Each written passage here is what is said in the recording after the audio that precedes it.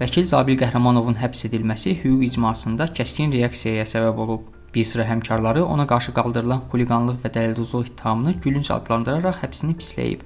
Zabil Qəhrəmanovun müdafiəsinə qoşulan vəkil Babək Həmidov deyir ki, ittihamlar ilə bağlı maddi əsaslar cinayət işi üçün yetərli deyil.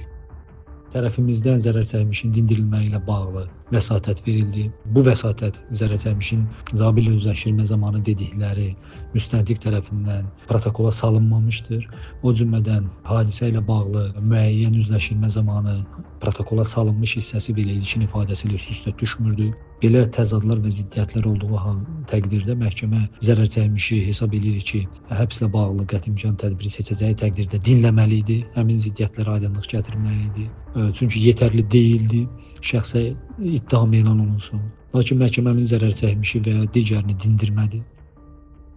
Oktyabrın 28-də Gəncə Apellyasiya Məhkəməsi Zabil Qəhrəmanov haqqında 3 aylıq həbs qəti imkan tədbiri qərarını qüvvədə saxlayıb. Həbsindən öncə oktyabrın 8-də onun vəkillik fəaliyyəti 6 aylıq dayandırılmışdı.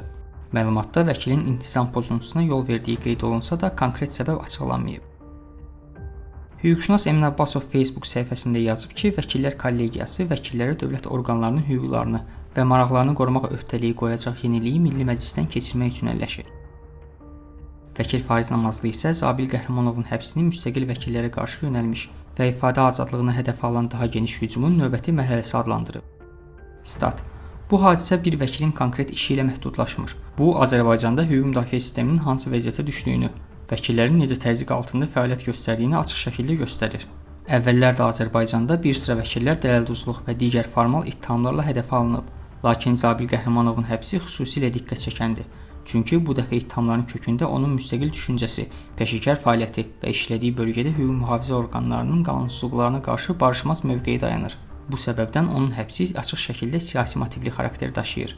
Statın sonu. İyulun 18-də Vəkillər Kollegiyasının sədri Anar Bağırov məhkəmə prosesini müzakirəyə çıxaran vəkillərin cəzalandırılmalı olduğunu deyib. Oktyabrın 10-da isə deputat Siyavuş Novruzov Milli Məclisə çıxışı zamanı bəzi vəkillərin mətbuata çıxmasına etiraz edib. Bu isə praktikada vəkillərin hədəfə alındığı ilk hadisə deyil. 2017-ci ildə Müsəlman Birliyi Hərəkatının sədr müavini Abbas Hüseynovun vəkili Yalçın İmanov müvəkkilinə qarşı işgəncə hallarını ictimailəşdirdiyinə görə onun vəkillik fəaliyyətinə xitam verildi.